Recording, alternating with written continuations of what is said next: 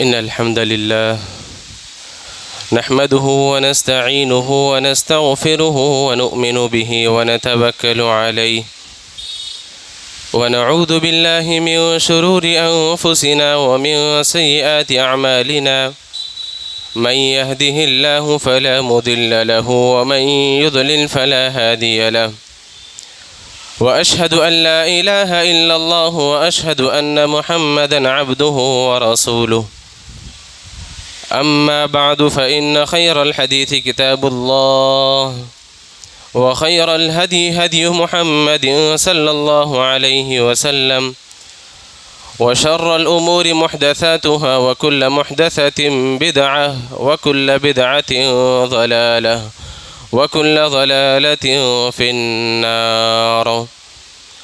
قال الله تبارك وتعالى: فأعوذ بالله السميع العليم من الشيطان الرجيم من همزه ونفخه ونفثه. بسم الله الرحمن الرحيم. يا أيها الذين آمنوا اتقوا الله حق تقاته ولا تموتن إلا وأنتم مسلمون.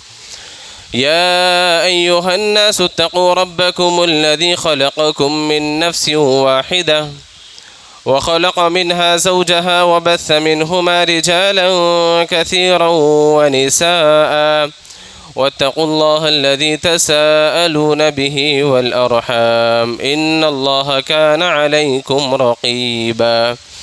يا أيها الذين آمنوا اتقوا الله وقولوا قولا سديدا يصلح لكم أعمالكم ويغفر لكم ذنوبكم ومن يطع الله ورسوله فقد فاز فوزا عظيما.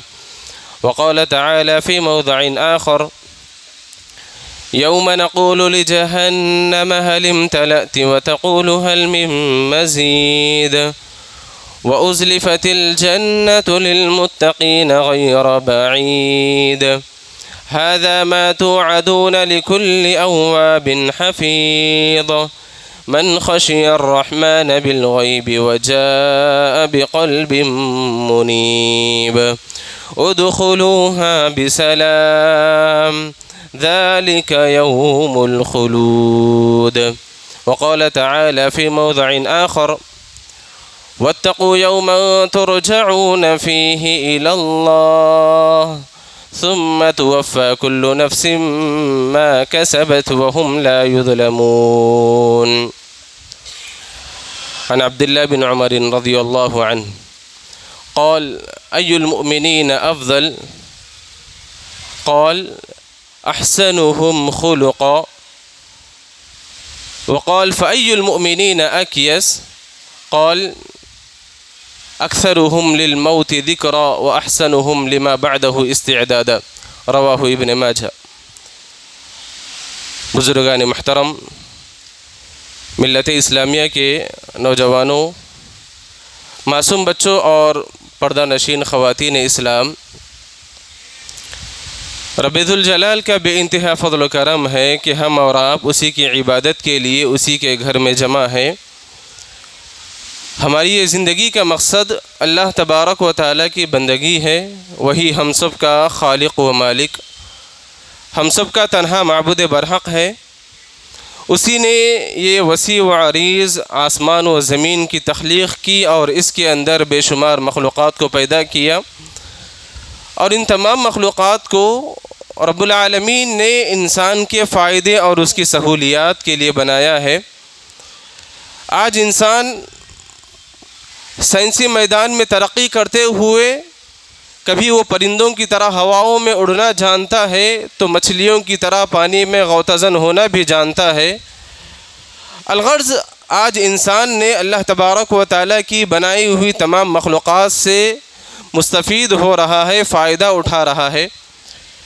اللہ تبارک و تعالیٰ نے انسانوں کی دنیاوی نجات کے ساتھ ساتھ اخروی نجات کے لیے مختلف انبیاء اور مختلف رسولوں کو بھی مبعوث فرمایا، جن کا مقصد و مشن یہی رہا کہ بھٹکی ہوئی انسانیت کو سیدھی راہ دکھائی جائے، جہنم کی طرف چلنے والی انسانیت کو جنت کا راستہ دکھایا جائے۔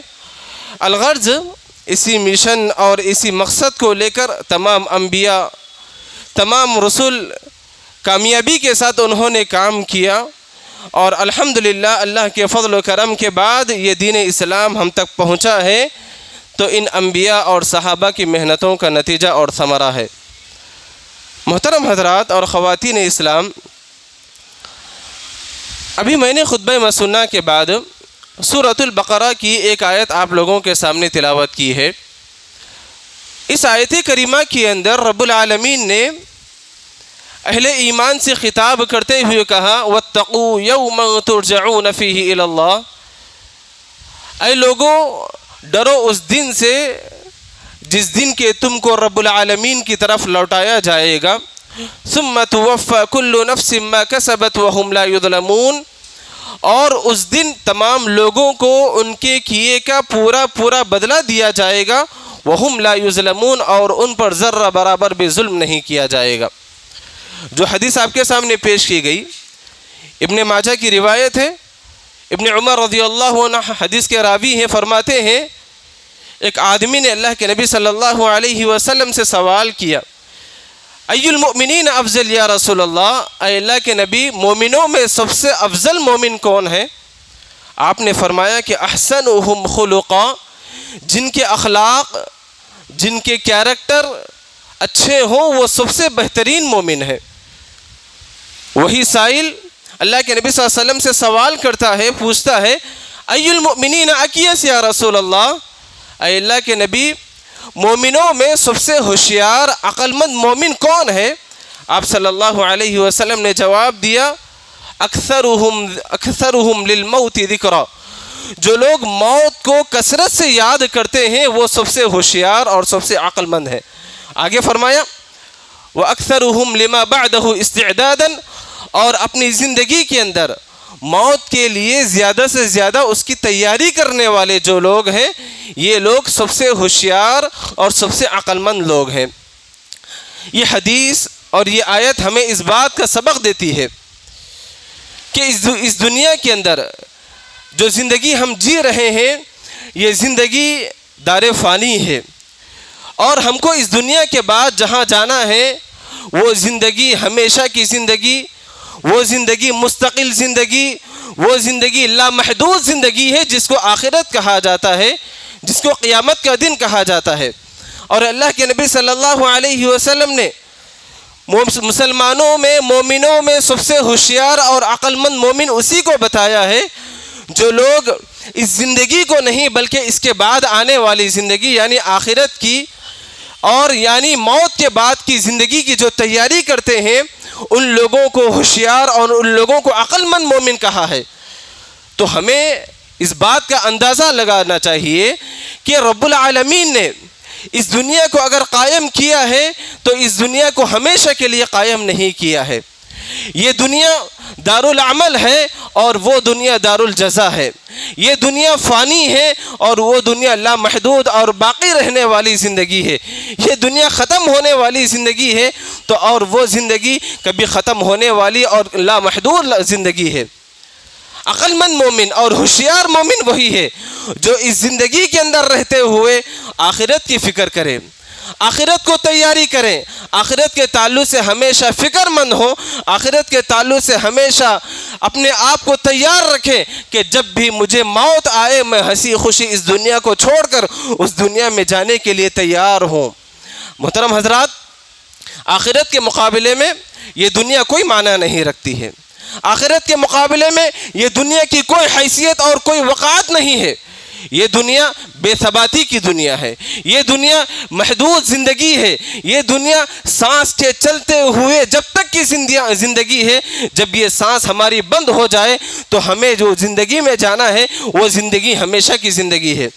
قرآن مجید میں اللہ تبارک و تعالیٰ نے اس زندگی کی حقیقت کو بتاتے ہوئے اس زندگی کی جو محدودیت ہے، اس زندگی کی جو کم مقدار ہے، اس کو بتاتے ہوئے رب العالمین نے بندوں سے سوال کرتے ہوئے کہا کہ قال کم لبثتم فی الارض عدد سنین۔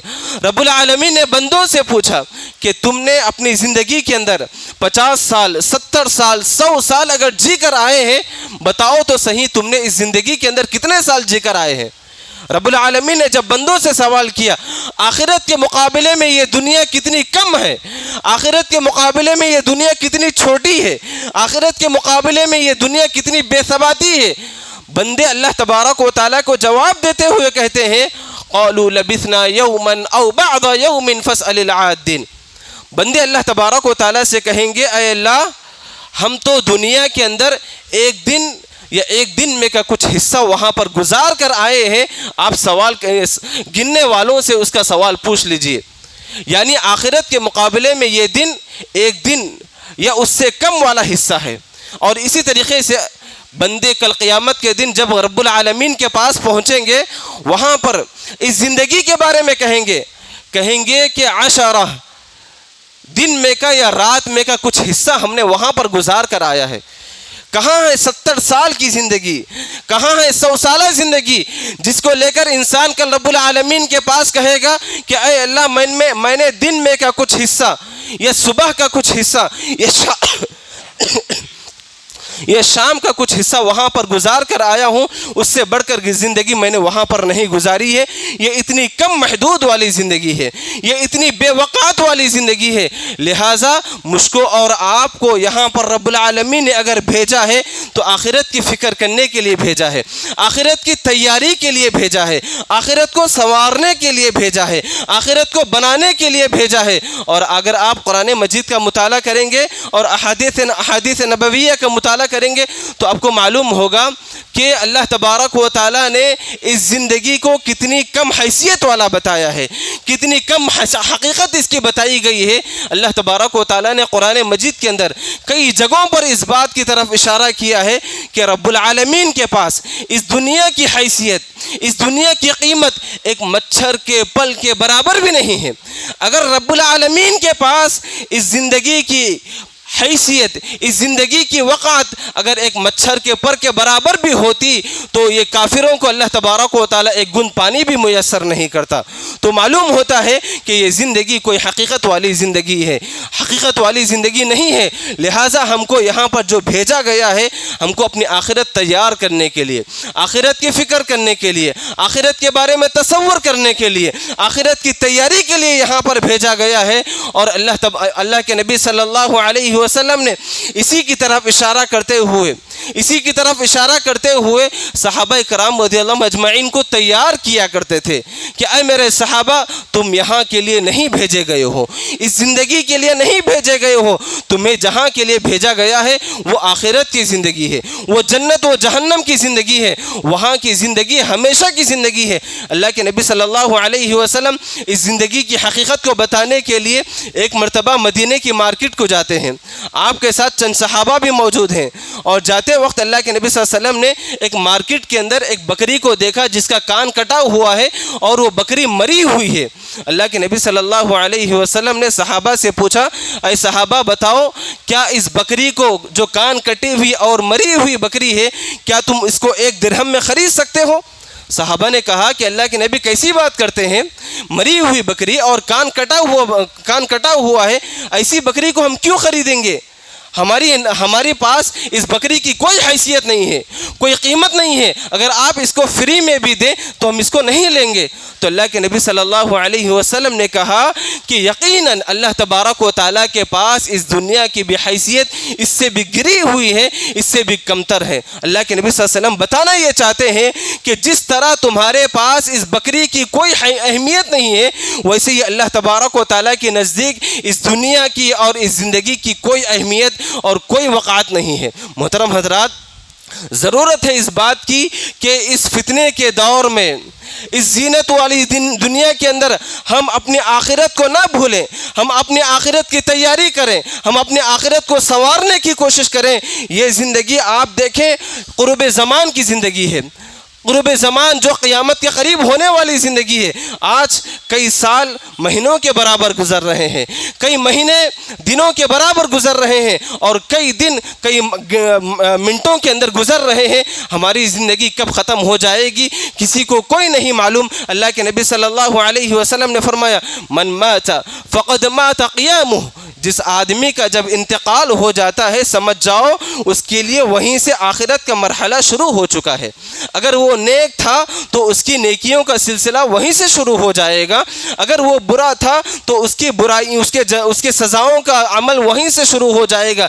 لہٰذا ہم کو اپنے موت کی تیاری اور موت کے بعد کی زندگی کی تیاری کرنا چاہیے۔ قرآن مجید آپ پڑھیے، قرآن مجید کے اندر اللہ تبارک و تعالیٰ نے مختلف انبیاء کے واقعات کو بیان کیا ہے کہ انبیاء علیہم السلام ان کو کیسے آخرت کی فکر تھی، ان کو کیسے قیامت کی فکر ہوا کرتی تھی۔ انبیاء علیہم السلام اس دنیا کے اندر اگر جیتے تھے تو آخرت کی فکر کو لے کر جیتے تھے، آخرت کو فراموش کرنے والے نہیں تھے، آخرت کو ہمیشہ اپنی نگاہوں کے سامنے رکھا کرتے تھے، چاہے ان کو کتنا بڑا عہدہ مل جائے، کتنی بڑی کرسی مل جائے، کتنا بڑا منصب مل جائے، پھر بھی وہ اپنی آخرت کو کبھی فراموش کرنے والے نہیں تھے۔ آپ اگر آپ قرآن مجید کا مطالعہ کریں گے، قرآن مجید کے اندر بے شمار انبیاء کے واقعات ہیں۔ سورۃ الصاد کی آپ تلاوت کریے، سورۃ الصاد کے اندر رب العالمین نے حضرت ایوب علیہ السلام کا ذکر کیا ہے، حضرت موسیٰ علیہ السلام کا ذکر کیا ہے، حضرت سلیمان، حضرت داود، حضرت اسماعیل، حضرت اسحاق علیہم السلام کا ذکر کیا ہے۔ ان تمام کے واقعات کو ذکر کرنے کے بعد اللہ تبارک و تعالیٰ نے فرمایا اِنَّا أَخْلَصْنَاهُمْ بِخَالِصَةٍ ذِكْرَ الدَّارِ وَإِنَّهُمْ عِنْدَنَا لَمِنَ الْمُصْطَفَيْنَ الْأَخْيَارِ۔ رب العالمین نے فرمایا کہ یہ تمام کے تمام میرے مخلص بندے تھے، یہ تمام کے تمام میرے چنندہ بندے تھے، اور ان تمام لوگوں کو ہمیشہ آخرت کی فکر ہوا کرتے تھے۔ سبحان اللہ۔ اسی طریقے سے آپ سورۃ مریم کی تلاوت کریے، سورۃ مریم کے اندر اللہ تبارک و تعالیٰ نے حضرت ابراہیم کا تذکرہ کیا، حضرت موسیٰ کا تذکرہ کیا، حضرت اسماعیل کا تذکرہ کیا، حضرت ادریس علیہم السلام کا تذکرہ کیا، اور ان تمام کی جو الگ الگ خصوصیات ہیں ان تمام واقعات کو بیان کیا۔ حضرت ابراہیم کے بارے میں فرمایا انہ کان صدیقا نبیا، حضرت اسماعیل کے بارے میں فرمایا انہ کان مخلصا وکان رسولا نبیا، حضرت اسماعیل کے بارے میں فرمایا انہ کان صادق الوعد وکان رسولا نبیا، حضرت ادریس کے بارے میں فرمایا انہ کان صدیقا نبیا۔ جب ان تمام کے اوصاف کو بیان کیا، ان تمام کی مشترکہ الگ الگ جو بھی اوصاف تھے ان تمام خصوصیات کو بیان کرنے کے بعد اللہ تبارک و تعالیٰ نے ان تمام کے اندر جو ایک کوالٹی جو سب کے اندر مضمر تھی، جو سب کے اندر چھپی ہوئی تھی، جن کو تمام لوگ جو ہمیشہ یاد رکھا کرتے تھے، ان تمام لوگوں کی ایک فکر یہی ہوا کرتی تھی کہ ہماری آخرت کا کیا ہوگا، ہم آخرت میں کیسے کامیاب ہو سکتے ہیں۔ اللہ تبارک و تعالیٰ نے آگے فرمایا وَرَفَعْنَاهُ مَكَانًا عَلِيًّا أُولَٰئِكَ الَّذِينَ أَنْعَمَ اللَّهُ عَلَيْهِم مِّنَ النَّبِيِّينَ مِن ذُرِّيَّةِ آدَمَ وَمِمَّنْ حَمَلْنَا مَعَ نُوحٍ وَمِن ذُرِّيَّةِ إِبْرَاهِيمَ وَإِسْرَائِيلَ وَمِمَّنْ هَدَيْنَا وَاجْتَبَيْنَا إِذَا تُتْلَىٰ عَلَيْهِمْ آيَاتُ الرَّحْمَٰنِ خَرُّوا سُجَّدًا وَبُكِيًّا۔ یہ تمام واقعات کو بیان کرنے کے بعد رب العالمین نے بتایا کہ یہ تمام کے تمام انبیاء، یہ تمام کے تمام رسول ہمیشہ آخرت کی فکر کرنے والے تھے، ہمیشہ آخرت کو مد نظر رکھنے والے تھے، ہمیشہ آخرت کے بارے میں تصور کر کے رونے والے تھے۔ جنت کا شوق ان کے دلوں میں پیدا ہوتا تھا، جہنم کا خوف ان کے دلوں میں پیدا ہوتا تھا، رو پڑتے تھے، گڑ گڑایا کرتے تھے، اپنے آنکھوں سے آنسو بہایا کرتے تھے، رب العالمین سے دعائیں کیا کرتے تھے۔ اسی طریقے سے آپ دیکھیں سورۃ انبیاء کے اندر اللہ تبارک و تعالیٰ نے اسی طریقے سے کئی واقعات کو بیان کیا، انبیاء کے کئی واقعات کو بیان کیا ہے۔ حضرت ایوب کے بارے میں فرمایا، حضرت یونس علیہ السلام کے بارے میں فرمایا، حضرت زکریا علیہ السلام کے بارے میں فرمایا، حضرت الیسع کے بارے میں فرمایا۔ کئی واقعات کو بیان کرنے کے بعد اللہ تبارک و تعالیٰ نے ان تمام کی الگ الگ کوالٹیز کیا تھیں، ان تمام کی الگ الگ اوصاف حمیدہ کیا تھیں، ان تمام کو بیان کرنے کے بعد رب العالمین نے ایک کوالٹی جو سب کے اندر مضمت تھی، جو ایک کوالٹی جو سب کے اندر پوشیدہ تھی، وہ ہے آخرت کا ڈر، آخرت کا خوف اور آخرت کی فکر، آخرت کا تصور، آخرت کے تعلق سے ہمیشہ فکر مند ہونا۔ یہ تمام کے اندر یہ تمام چیزیں موجود تھی۔ اللہ تبارک و تعالیٰ نے فرمایا انہم کانوا یسارعون فی الخیرات ویدعوننا رغبا ورہبا وکانوا لنا خاشعین۔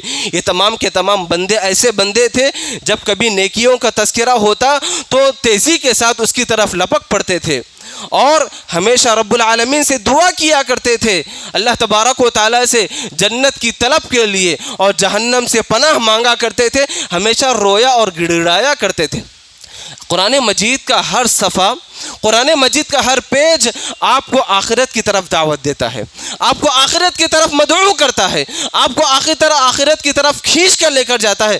قرآن مجید کو آپ ترجمے کے ساتھ پڑھیے، تفسیر کے ساتھ پڑھیے، کسی بھی صفحے کے اندر اللہ تبارک و تعالیٰ نے آخرت سے اس کو خالی نہیں رکھا ہے۔ آخرت کا ہر صفحہ آپ کو آخرت کی دعوت دلاتا ہے۔ اگر کسی صفحے کے اندر پچھلی قوموں کی کامیابی کا تذکرہ کیا گیا ہے، وہ اس بات کی طرف اشارہ ہے کہ آپ انہی لوگوں کی طرح عمل کر کر تم اپنی جنت کو بنا سکتے ہو۔ اگر کسی صفحے کے اندر پچھلی قوموں کی ناکامی اور پچھلی قوموں کی تباہی کا اگر تذکرہ کیا گیا ہے، تو آپ کو یہ صفحہ مدعو کر رہا ہے، آپ کو یہ صفحہ دعوت دے رہا ہے کہ اگر تم بھی ان لوگوں کی طرح گناہوں میں ملوث رہو گے، اگر تم بھی ان لوگوں کی طرح اللہ تبارک و تعالیٰ کے ساتھ بغاوت اور غداری کرو گے، تو تمہارا ٹھکانہ جہنم ہے۔ یہ آخرت کی طرف تمہاری کھینچ ہے۔ اور اسی طریقے سے قرآن مجید کے ہر صفحے کے اندر نیکیوں کی طرف ابھارا گیا ہے، نیکیوں کی طرف ابھارا گیا ہے۔ نیکیوں کی طرف ابھارنا اس بات کی طرف اشارہ ہے کہ یہ نیکیاں تم کو جنت کی طرف لے کر جائیں گی۔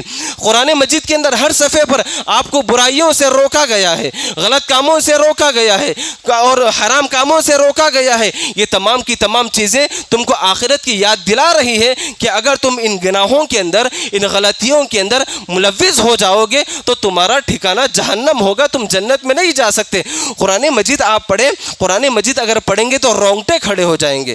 قرآن مجید کو اگر تفسیر کے ساتھ، اس کی ترجمے کے ساتھ پڑھیں گے تو رونگٹے کھڑے ہو جائیں گے۔ میں آپ کو قرآن مجید کے ہر اس آیت کی تفسیر پڑھنے کے لیے نہیں کہہ رہا ہوں جو احکام سے متعلق ہیں، جو عقیدے سے متعلق ہیں، جو فقہ سے متعلق ہیں۔ وہ آیتیں مت پڑھیے، ان آیتوں کو پڑھیے جو آپ کی آخرت کو یاد دلا سکتی ہیں، ان آیتوں کو پڑھیے جو آپ کو آخرت کی طرف کھینچ سکتی ہیں، ان آیتوں کو پڑھیے جو اس زندگی کی حقیقت کو بتا سکتی ہیں۔ ان آیتوں کو اگر آپ پڑھیں گے، یقین جانیں آپ کے دل کے اندر رب العالمین کا خوف پیدا ہوگا، جہنم کا خوف پیدا ہوگا، جنت کا شوق پیدا ہوگا، اور آپ حرام کاموں سے اور نیک کاموں کی طرف آپ لپک کر آگے بڑھیں گے۔ اسی طریقے سے آپ دیکھیں اللہ کے نبی صلی اللہ علیہ وسلم کی زندگی اگر آپ پڑھ کر دیکھیں، آپ علیہ الصلاۃ والسلام کی زندگی، آپ علیہ الصلاۃ والسلام کی زندگی کا ہر گوشہ، ہر لمحہ اسی فکر میں گزرا کرتا تھا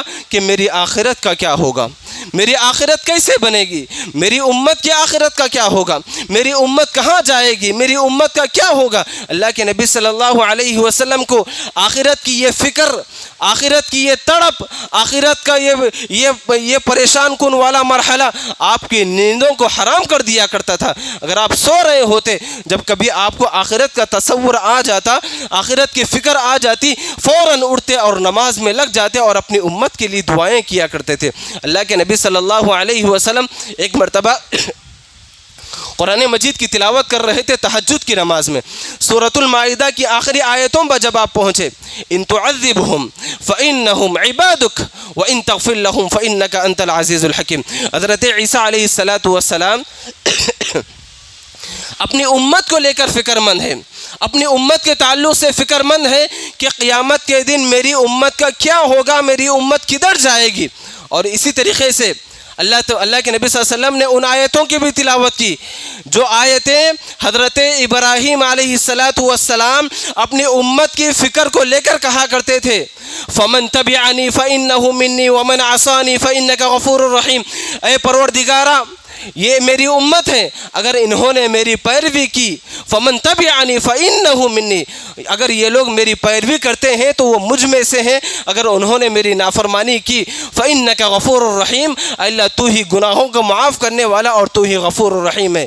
ان آیتوں کو اللہ کے نبی صلی اللہ علیہ وسلم پڑھتے ہیں۔ حضرت عیسیٰ کو اپنی امت کی فکر ہے، حضرت ابراہیم کو اپنی امت کی فکر ہے۔ اللہ کے نبی صلی اللہ علیہ وسلم بے چین ہیں کہ میری امت کا کیا ہوگا، میری امت قیامت کے دن کدھر کدھر جائے گی، میری امت آخرت کے دن کدھر جائے گی، میری امت کا کیا ہوگا۔ اللہ کے نبی صلی اللہ علیہ وسلم کو اپنی امت کی فکر اتنا بے چین اور بےتاب کر دیا کرتی تھی، اور ہمیشہ اللہ کے نبی صلی اللہ علیہ وسلم اپنی امت کی فکر مند ہوا کرتے تھے۔ ایک مرتبہ اللہ کے نبی صلی اللہ علیہ وسلم ایک انصاری صحابی کے باغ میں تھے۔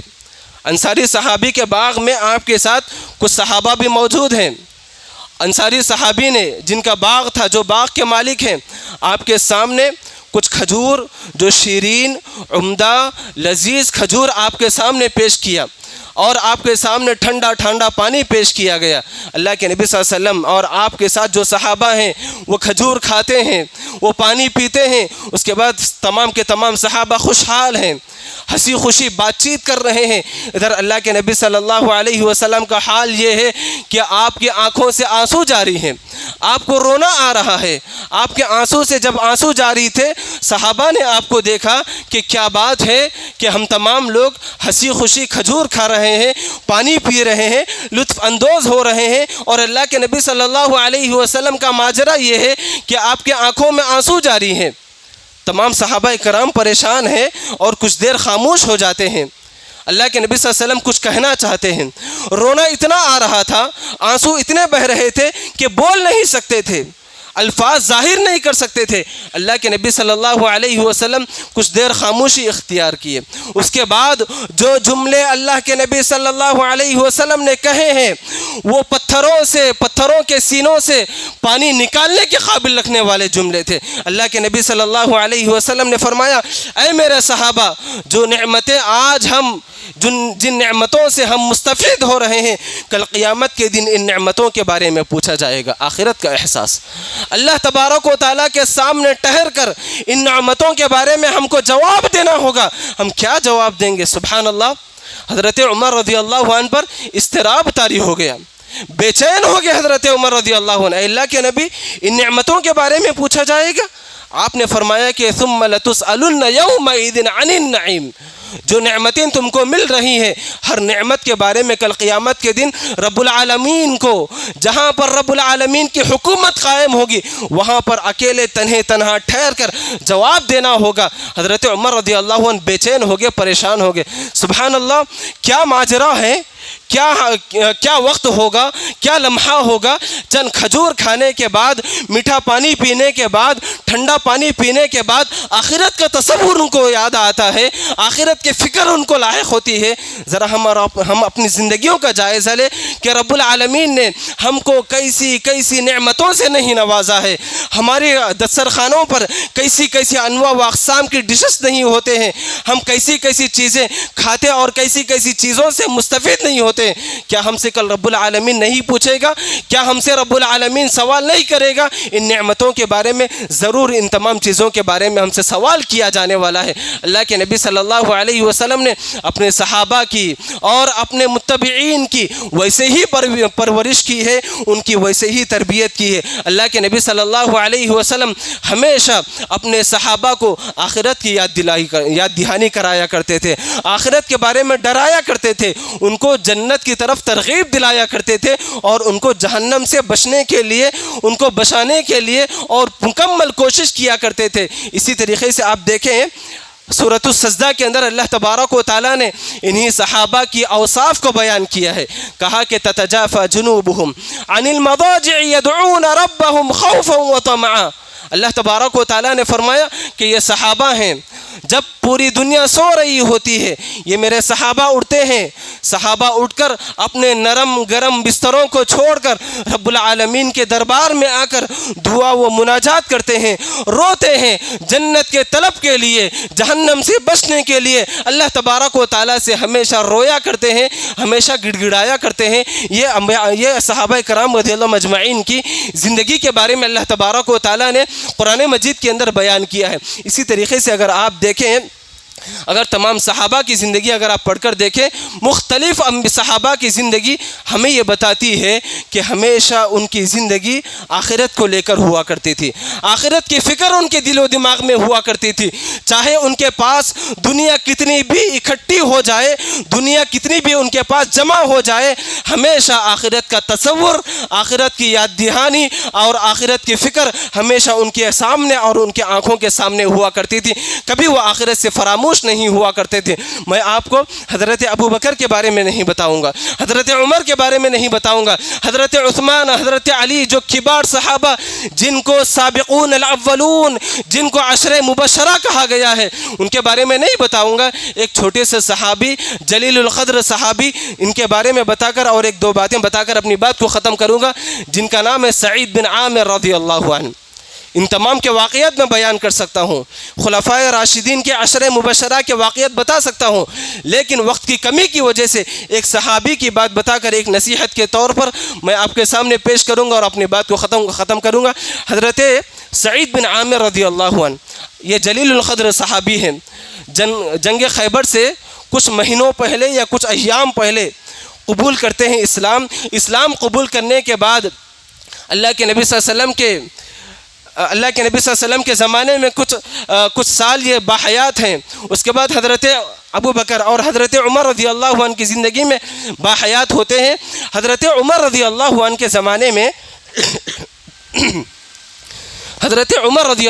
زمانے میں امیر المؤمنین حضرت عمر رضی اللہ عنہ نے سعید بن عامر رضی اللہ عنہ کو حمص کی طرف، حمص شام کا ایک علاقہ ہے، ایک صوبہ ہے، ایک ڈسٹرکٹ ہے، وہاں کا گورنر بنا کر بھیجا۔ کن کو؟ سعید بن عامر رضی اللہ عنہ کو۔ میں بتانا یہ چاہتا ہوں کہ صحابہ کرام رضی اللہ مجمعین کی زندگی میں ان کو آخرت کی کیسے فکر ہوا کرتی تھی، آخرت کی کامیابی کے وہ کیسے فکر مند ہوا کرتے تھے، آخرت کو لے کر کیسے وہ تصور کیا کرتے تھے اور آخرت کو لے کر کتنے بے چین ہوا کرتے تھے، میں اس بات کی طرف اشارہ کرنا چاہتا ہوں۔ سعید بن عامر رضی اللہ عنہ کو جب حمص کی طرف، شام کے حمص کی طرف گورنر بنا کر بھیجا گیا، وہاں کے لوگ حج کرنے کے لیے مکہ آتے ہیں اور اس وقت حضرت عمر رضی اللہ عنہ کی ملاقات حمص کے لوگوں سے ہوتی ہے۔ وہاں کے ثروت و اہل ثروت، وہاں کے عقل مند لوگ ہیں جو حج کی طرف آتے ہیں۔ حضرت امیر المؤمنین حضرت عمر رضی اللہ عنہ نے حمص کے لوگوں سے پوچھا کہ حمص کے اندر کون ایسے لوگ ہیں جو غریب، محتاج، فقیر، ضرورت مند، ان لوگوں کے نام لکھ کر مجھے دیں تاکہ بیت المال سے میں ان کی ضرورت کو پورا کر سکوں۔ وہ مالدار لوگ، وہ صاحب حیثیت اور عقل مند لوگ تھے، انہوں نے ایک لسٹ تیار کی۔ اس لسٹ کے اندر بہت سارے لوگوں کے نام تھے اور اس لسٹ کو حضرت عمر رضی اللہ عنہ کے سامنے پیش کیا۔ حضرت عمر رضی اللہ عنہ نے اس لسٹ کے اندر دیکھا کہ فلاں بن فلاں ہیں، فلاں بن فلاں ہیں، فلاں بن فلاں ہیں۔ اسی لسٹ کے اندر حضرت سعید بن عامر رضی اللہ عنہ کا بھی نام موجود تھا۔ جیسے ہی اس نام تک پہنچتے ہیں حضرت عمر رضی اللہ عنہ بے چین ہو گئے، پریشان ہو گئے، پوچھتے ہیں سعید بن عامر گورنر؟ ہاں گورنر، جو آپ نے ہماری طرف گورنر بنا کر بھیجا وہی گورنر ہیں۔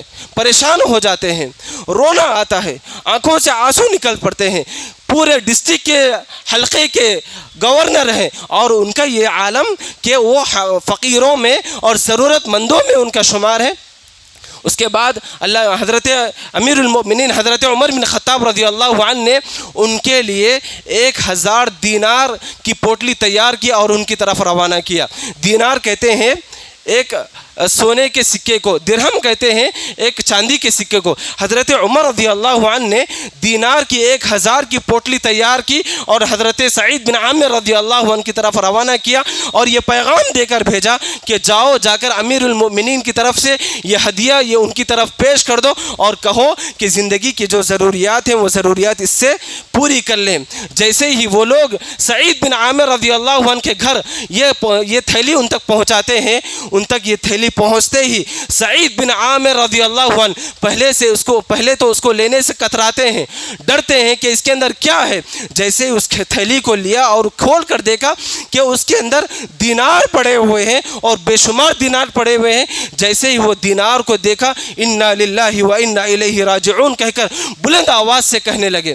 بیوی ادھر سنتی ہے، بیگم سننے کے بعد پوچھتی ہے سعید کیا ماجرا ہے، کیا پریشانی کی بات ہے، کیا امیر المومنین کا انتقال ہو چکا ہے؟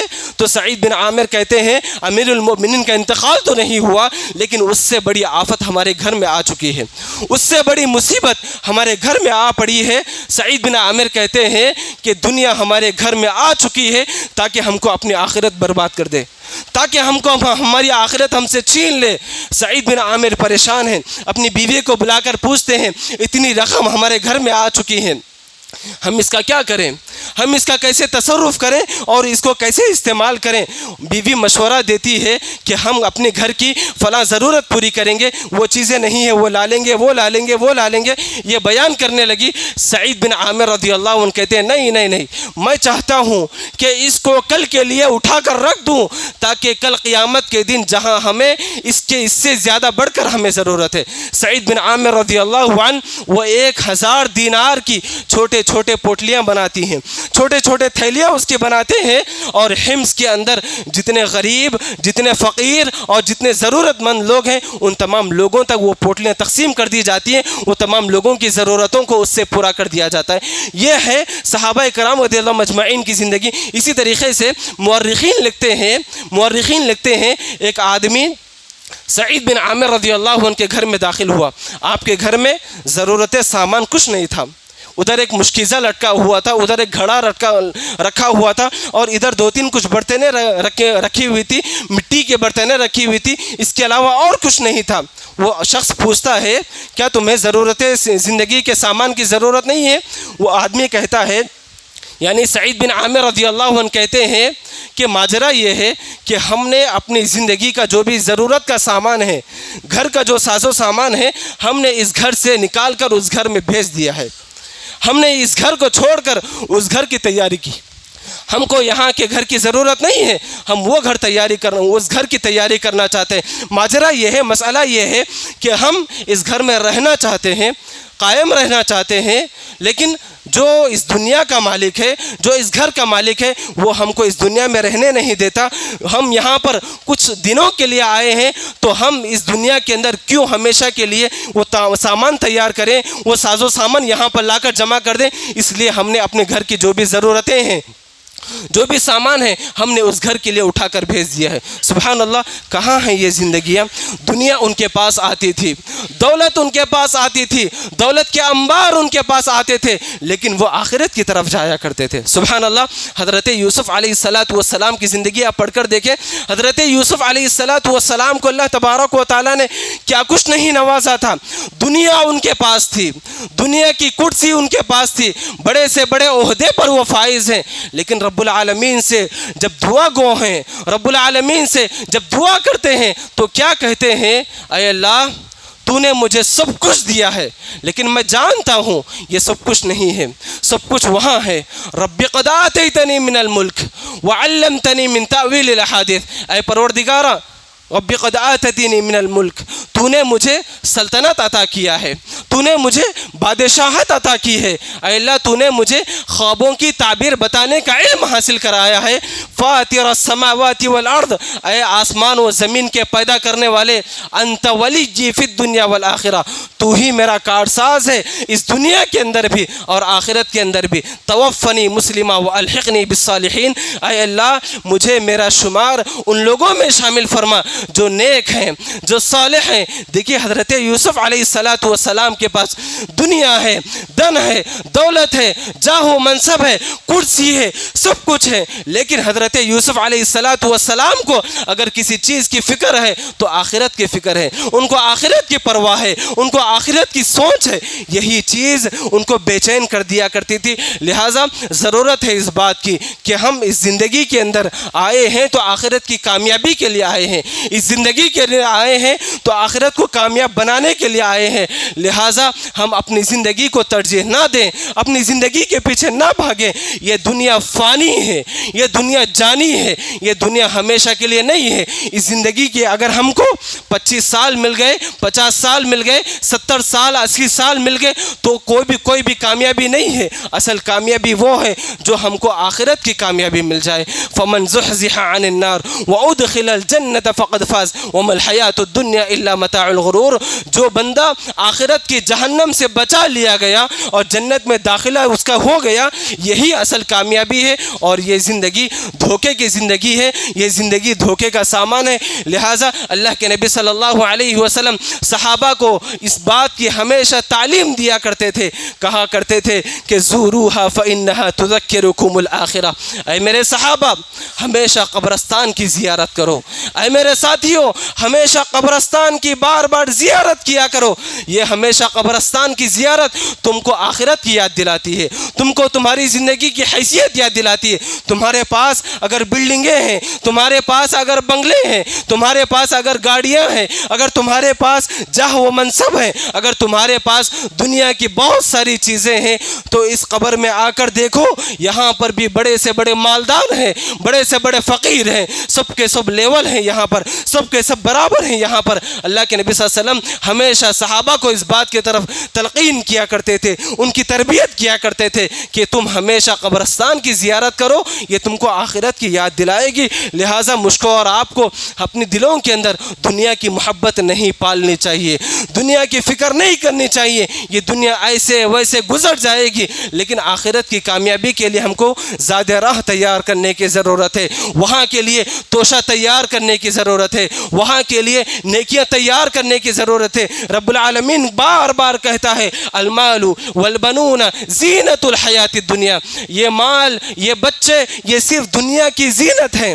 والباقیات الصالحات خیر عند ربک، جو ہمیشہ باقی رہنے والی اور آخرت میں جو چیز تمہارے کام آنے والی چیز ہے، وہ تمہارے نیک اعمال ہیں، وہ تمہاری نیکیاں ہیں، وہ تمہارے خیر کے کام ہیں۔ لہٰذا جن اولاد کے لیے، جس مال کے لیے جو تم تڑپ رہے ہو، جو تم دنیا کے پیچھے بھاگے جا رہے ہو، یہی مال تم کو قبرستان تک لے جائے گا، قبر تک لے جائے گا، اور تم غافل کے غافل ہی رہ جاؤ گے، اور تم کو یہی چیز، یہی حسد، یہی لالچ تم کو کبھی ان تمام چیزوں سے ہٹا نہیں سکتی۔ اللہ تبارک و تعالیٰ نے فرمایا الہاکم التکاثر حتی زرتم المقابر۔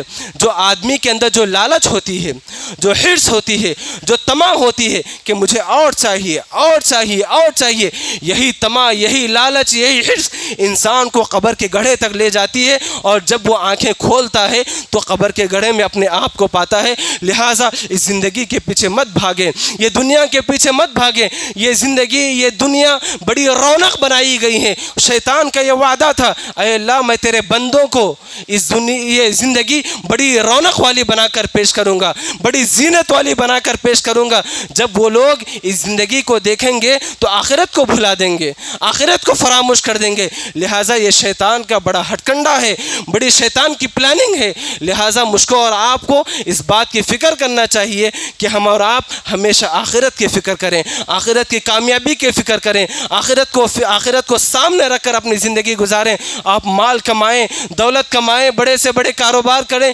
اچھی سے اچھی ڈگری حاصل کریں، لیکن آپ کے سامنے ہمیشہ آخرت ہونی چاہیے، آخرت کی کامیابی ہونا چاہیے۔ لہٰذا جو عقل مند وہی ہے جو اپنی آخرت کے لیے ہمیشہ فکر مند ہوتا ہے۔ اللہ تبارک و تعالیٰ سے میں دعا کرتا ہوں، اللہ تبارک و تعالیٰ ہم تمام کو ہمیشہ آخرت کی فکر کرنے والا بنائے۔ اللہ تبارک و تعالیٰ ہم تمام کو آخرت کی فکر کرنے اور آخرت کا تصور اپنے دلوں میں پیدا کرنے کی توفیق عطا فرمائے۔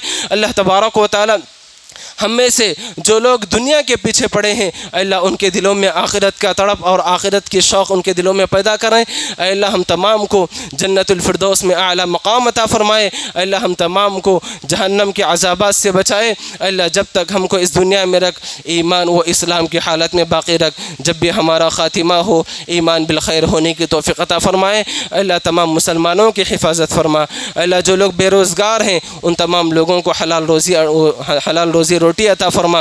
اللہ جو پریشان ہے اللہ ان تمام کی پریشانیوں کو دور فرما۔ اللہ جو قرضوں میں مبتلا ہیں اللہ ان تمام لوگوں کے لیے آسانی کا معاملہ فرما۔ اللہ جو لوگ بیمار ہیں اللہ ان تمام لوگوں کو شفاء کاملہ و عاجلہ عطا فرما۔ اللہ جو لوگ اس دنیا سے رخصت ہو چکے ہیں اللہ ان تمام لوگوں کے لیے کروڑ کروڑ جنت نصیب فرما۔ اللہ اگر کسی کو عذاب ہو رہا ہے اللہ ان کے عذاب میں تخفیف فرما۔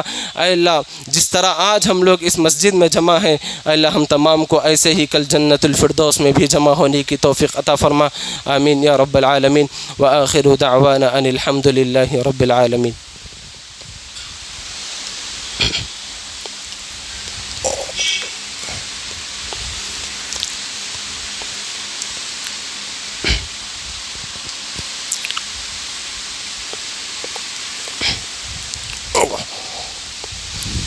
إن الحمد لله نحمده ونستعينه ونستغفره ونؤمن به ونتوكل عليه ونعوذ بالله من شرور أنفسنا ومن سيئات أعمالنا. من يهده الله فلا مضل له ومن يضلل فلا هادي له. وأشهد أن لا إله إلا الله وأشهد أن محمدا عبده ورسوله. أما بعد فأعوذ بالله من الشيطان الرجيم. بسم الله الرحمن الرحيم. إن الله وملائكته يصلون على النبي يا أيها الذين آمنوا صلوا عليه وسلموا تسليما. اللهم صل على محمد وعلى آل محمد كما صليت على إبراهيم وعلى آل إبراهيم إنك حميد مجيد. اللهم بارك على محمد وعلى آل محمد كما باركت على إبراهيم وعلى آل إبراهيم إنك حميد مجيد. إن الله يأمر بالعدل والإحسان وإيتاء ذي القربى وينهى عن الفحشاء والمنكر والبغي يعظكم لعلكم تذكرون. اذكروا الله يذكركم وادعوه يستجب لكم ولذكر الله أكبر والله يعلم ما تصنعون.